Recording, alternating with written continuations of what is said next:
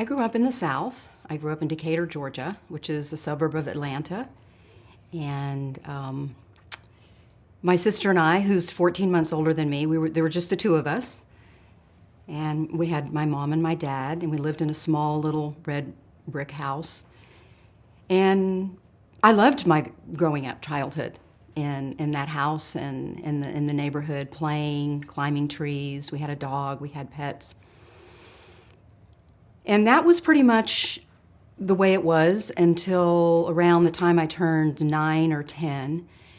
And my father started having these outbursts that were very scary.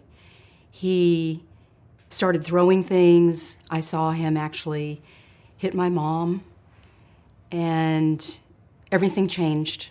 Everything started to change at that point. I spent more time outside because I never knew when my dad was going to have, go into a rage and have these very scary outbursts. And at that point, of course, I didn't really know what was happening. I know so much more now as an older, person. But what I did know as a child, as a 10-year-old child, was that it felt less and less safe in my house. And one day I came home from school and my mom wasn't there. And so, raced in the house, mommy wasn't there. And days went by, and our dad told my sister and I that my mom had gone to visit her sister in Florida. But the days went by, and my mom still wasn't home. And he told us that we were going to have to pack up our things and go to my grandma's house.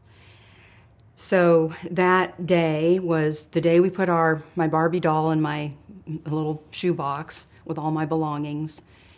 Was the day that I left everything I knew in my life, my neighborhood, my friends, my school, and my mom still wasn't around. So I cried myself to sleep many nights, and fortunately, about 6 months later, my mom did come back.